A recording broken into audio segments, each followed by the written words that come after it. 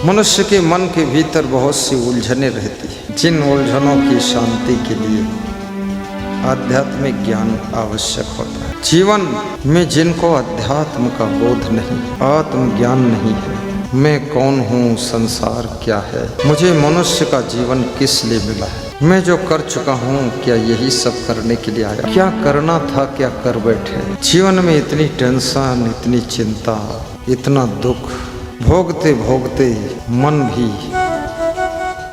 अशांत हो गया है, शरीर बीमार हो गया है, तादाद से ज़्यादा सोचने की आदत हो गई है। बिस्तर पर सोने के लिए जाते हैं, सोते तो नहीं हैं लेकिन सोचना शुरू कर देते हैं। सोचते सोचते आधी रात हो जाती है, मन में ख्यालों की धारा बह रही है, मन में बहुत भय भरा हुआ है कि कल क्या होगा, 2 साल बाद क्या होगा, बच्चों का क्या होगा। जिसके जीवन में भय है, भविष्य की आशंका है, वो सुखी कैसे हो सकता है।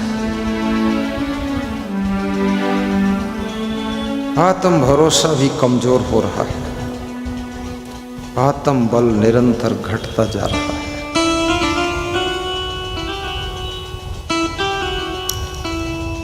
धन बल, तन बल, जन बल,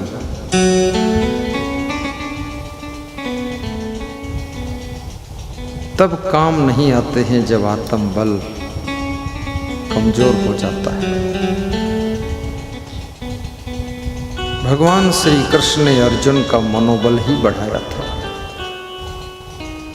आत्म बल बढ़ाया था।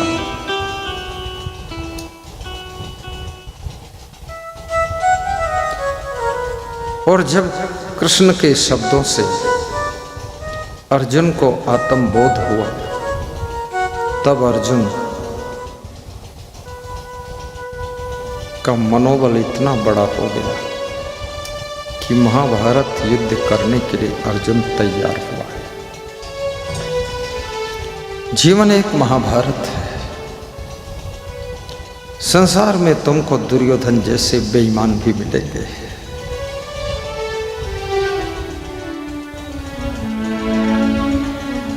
तुम्हारे सामने दुर्गुणों का कौरव दल खड़ा हुआ है, अभिमान का रूप लेकर के दुर्योधन लड़ने के लिए बार बार तुमको ललकार रहा है।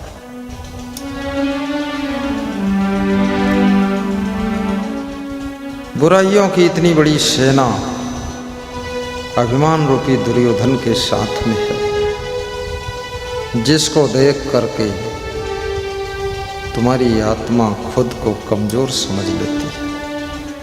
परंतु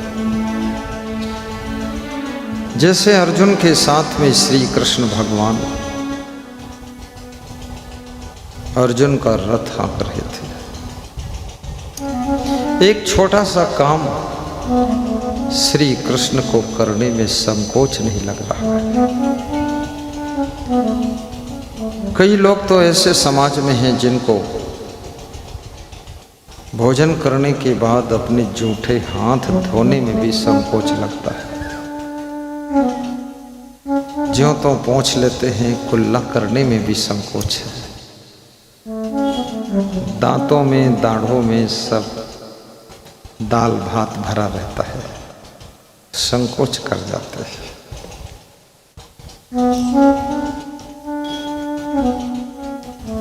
संकोच के संबंध में विचारकों ने कहा है, अति संकोच अनर्थ है। जिनके पास में अति संकोच है, वे लोग शुभ कार्य को करने में भी पीछे रह जाते हैं। मन का संकोच मिटाइए, अपनी हिम्मत बढ़ाइए, अपने जीवन रूपी रथ को हाँकने के लिए श्री कृष्ण भगवान जैसा कोई सद्गुरु चुनाव कीजिए, जिनके हाथों में अपने जीवन की बागडोर सौंपी,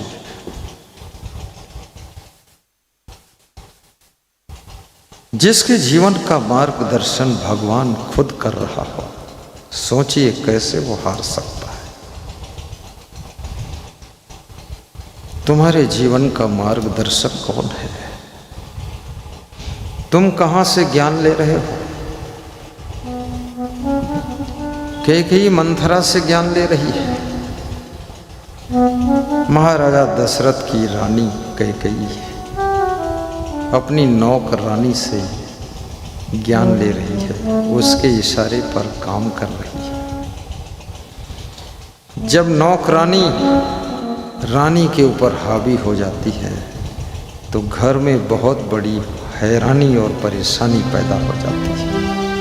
इसलिए याद रखना, बैल को तुम हाँको तो खेत की जुताई हो जाएगी, लेकिन बैल तुमको हाँके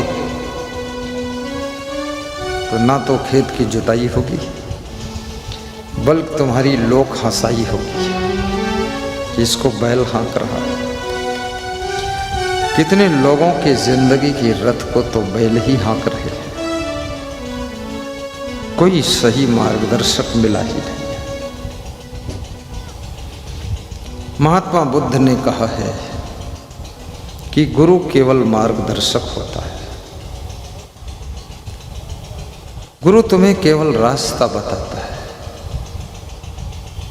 लेकिन रास्ता पर तुमको ही चलना पड़ता है। गुरु तुम्हारे लिए चल नहीं सकता है। कुछ लोग कहते हैं मेरी वाइफ पूजा करती है, भक्ति करती है और मैं नहीं करता, उसी के पूजा से हमको फल मिल जाएगा। वाइफ के खाने से तुम्हारी भूख शांत नहीं होती है। वाइफ की रजाई ओढ़ने से तुम्हारी ठंडी नहीं जाती है। वाइफ के ऊपर पंखा चलने से तुम्हारी गर्मी नहीं मिटती है। और वाइफ के कपड़े पहनने से तुम्हारी मर्यादा नहीं ढकती है। पूजा पाठ भक्ति सत्संग अपना अपना होता है। वाइफ करेगी तो उसके लाइफ के लिए है और पति करेगा तो उसकी सदगति के लिए है। इसलिए पति पत्नी को अपना अपना पूजा पाठ स्वयं करना चाहिए। जय। भक्ति के मार्ग में ध्यान का भी बड़ा महत्व है। ध्यान की कौन विधि है? जिस विधि से तुम ध्यान करो तो तुम्हारा मन शांत हो सकता है। आज मैं स्पष्ट करूंगा, ध्यान की कोई विधि ही नहीं है। तुम केवल आंख मूंद कर बैठो और मन से सोचना बंद करो। पहले तो ये ध्यान करो कि 3 सेकंड कि माता पिता ने मेरे लिए क्या उपकार किया। फिर 3 सेकंड दादा दादी ने क्या उपकार किया।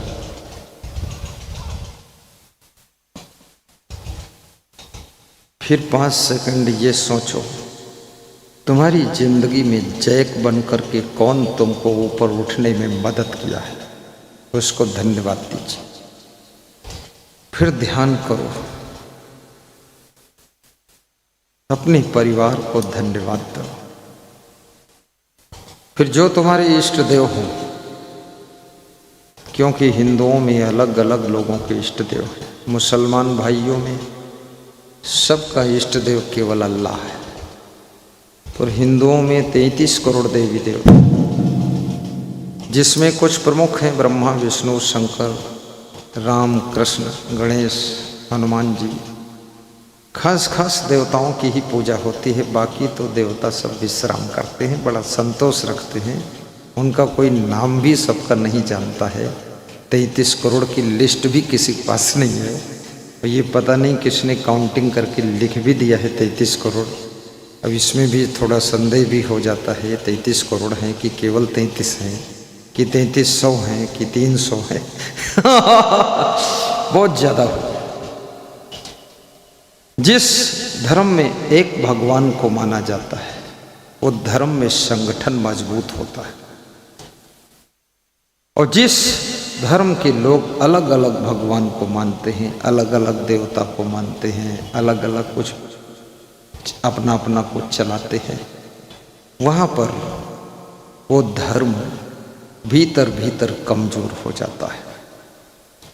आज सनातन धर्म को जागृत करने के लिए जन जन के अंदर चिंता हो रही है। हिंदुओं को संगठित करने के लिए भी अभियान चल रहा है। क्यों ऐसा हुआ है? ये हिंदू विघटित कैसे हुआ है? ये हिंदू टूटा कैसे, फूटा कैसे, बटा कैसे, कटा कैसे, छटा कैसे? इसके पीछे क्या कारण है? उन कारणों का चिंतन कीजिए, उन कारणों को मिटाइए, हिंदू फिर इकट्ठा हो जाएगा। और हिंदुओं को डर सता रहा है कि मेरी संख्या घट रही है। हिंदू घबराया हुआ है कि दूसरों की संख्या बढ़ रही है।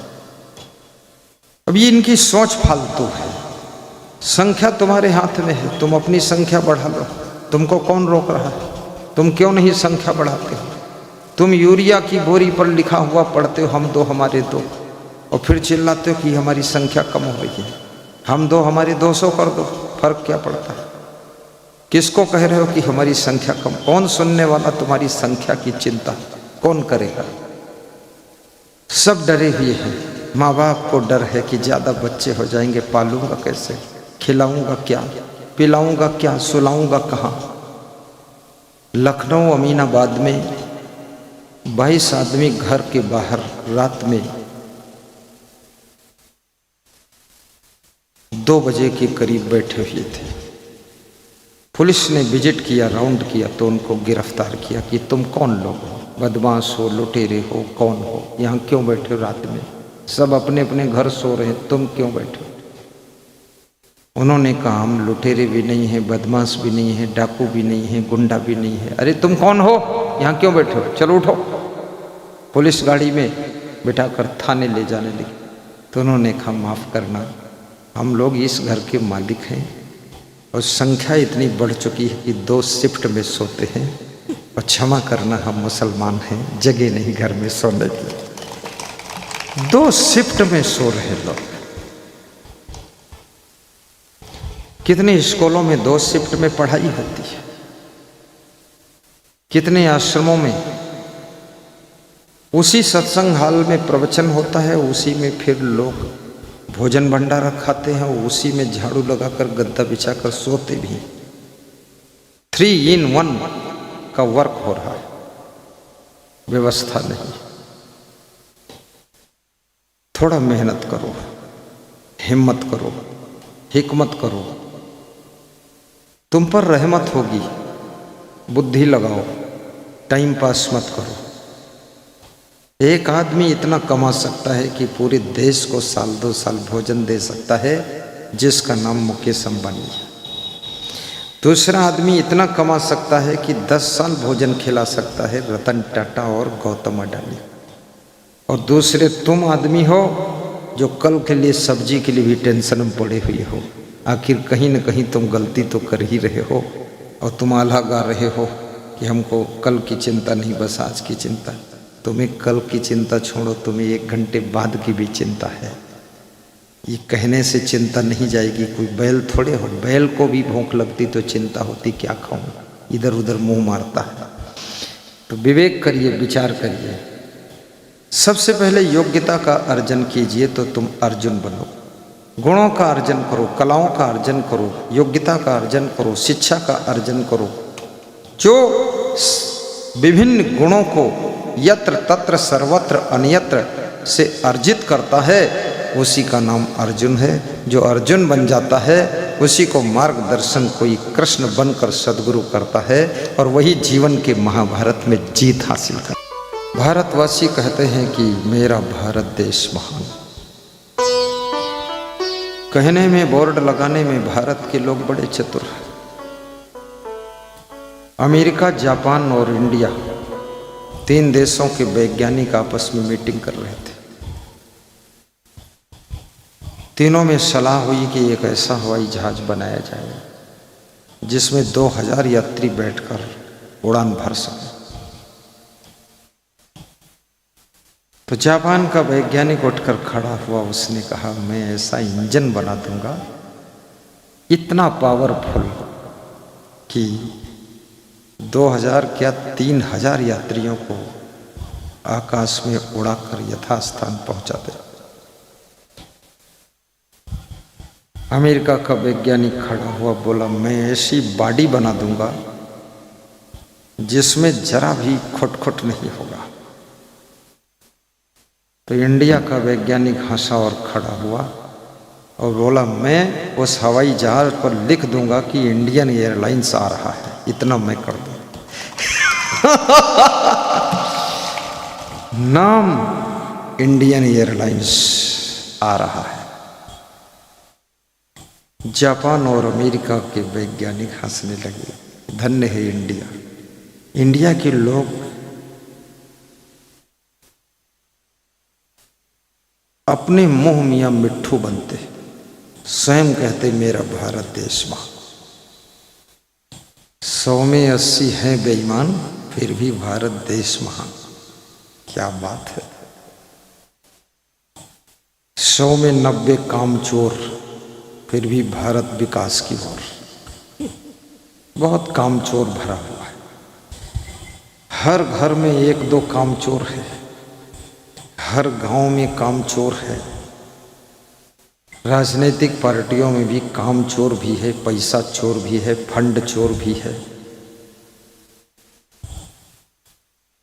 शिक्षक मंडल में भी कामचोर भरा हुआ है, ढंग से पढ़ाता नहीं है, उसके पीछे लगे रहो, पिंड पड़े रहो तो ही पढ़ाता है, लापरवाही बरत देता है।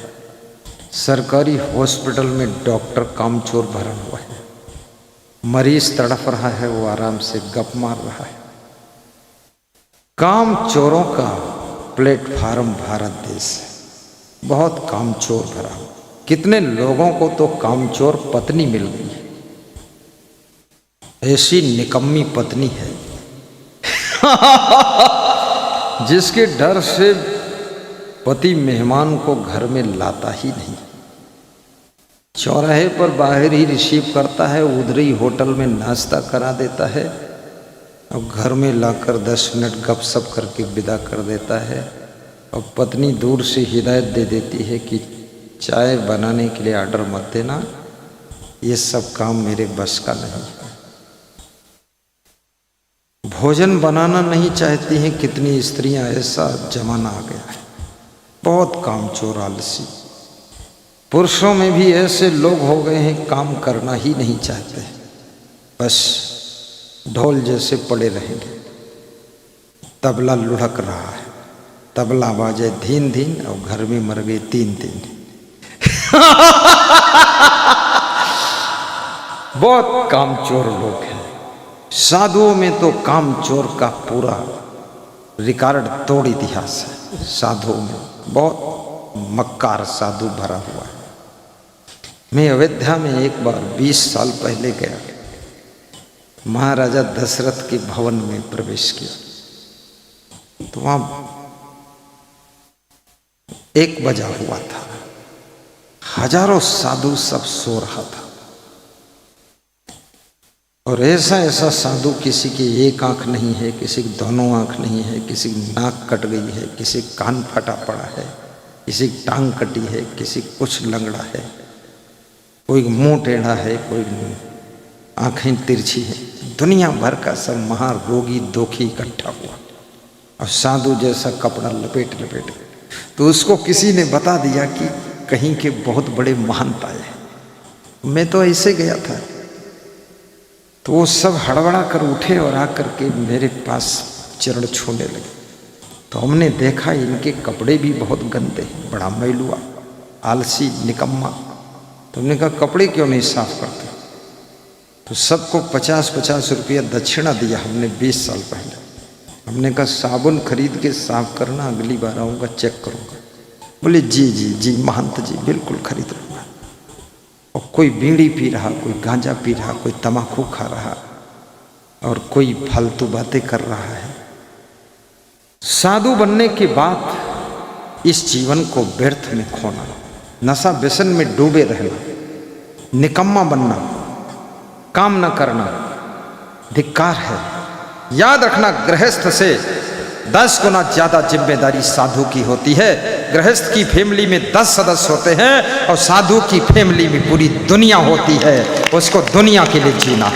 और याद रखना, श्री कृष्ण कहते हैं कर्म ही पूजा है, और जिसने कर्म को पूजा कर दिया तो पूजा की शक्ति से उसका कर्म सत्कर्म बन जाता है, शुभ कर्म बन जाता है, पुण्य कर्म बन जाता है, और उसका कर्म अंत में समाप्त होकर के मोक्ष के पद पर पहुंचा देता है।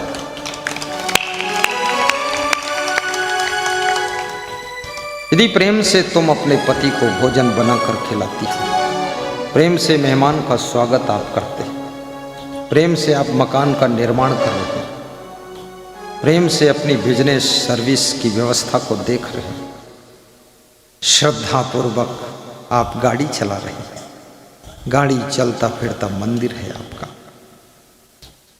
घर के बच्चों की माताओं बहनों की सेवा के लिए आप धन कमा रहे हैं। ये धन, याद रखना, ये स्वार्थ नहीं, ये सेवा के लिए आप कमा रहे हो। किसी में 2 रोटी मेहमान खाएंगे, 2-4 रोटी परिवार के लोग खाएंगे, आधी रोटी हम भी खाएंगे, कोई साधु संत आएगा 1 टुकड़ा वो भी खा लेगा। यही तो परमार्थ है। स्वयं खाओ, दूसरों को खिलाओ, स्वयं जियो, दूसरों को जीने दो, स्वयं बसो, दूसरों को बसने दो, और स्वयं खुश रहो, दूसरों को भी खुश होने दो। दूसरों की खुशियों का भी ख्याल रखो, ये बहुत बड़ी पूजा है। स्वयं भी दुखी मत रहो। हानि लाभ जीवन मरण जस अवजस विधिहात, सुनो भरत भावी प्रबल बिलख कहो मुनिनाथ। वशिष्ठ जी भरत जी से कहते हैं, भरत जी रो रहे थे क्योंकि राजा दशरथ मर चुके हैं, राम बन जा चुके हैं, लक्ष्मण सीता बन जा चुके हैं, अयोध्या डिस्टर्ब हो चुकी है, भरत रो रहे हैं। भरत जैसा राम का भाई रो रहा है। अगर भरत बिल्कुल न रोते तो भरत के ऊपर कलंक लग जाता है कि राम वन को चले गए, पिताजी मर गए, और ये निष्ठुर रोया भी नहीं। इसके मन में भावना यही थी कि राम बन जाए, पिताजी मर जाए और हम राजा हो जाए, इसलिए इसको दुख नहीं लगा। इसलिए भरत बनावटी नहीं रो रहे, उनको राम से बहुत प्रेम है। जब तुलसीदास ने भरत के चरित्र का वर्णन किया तो तुलसीदास लिखते हैं कि मेरी कलम, मेरी लेखनी भरत के गुणगान को लिख नहीं पा रही है। भरत इतने महान हैं कि मेरी कलम अटक गई है, कैसे लिखूं। और तुलसीदास ने कहा कि राम लक्ष्मण भरत शत्रुघ्न चारों भाई अगर खड़े हैं, पहले यदि वंदना करनी है तो मैं भरत की वंदना करूंगा, पहले प्रणाम करना हो तो मैं भरत को प्रणाम करूंगा। तो किसी ने पूछा, तुलसीदास भरत बड़े हैं कि राम? बोले मैं राम को मानता हूं, लेकिन राम को जो जो मानता है उसको मैं राम से भी पहले मानता हूं, इसलिए मैं भरत को धन्यवाद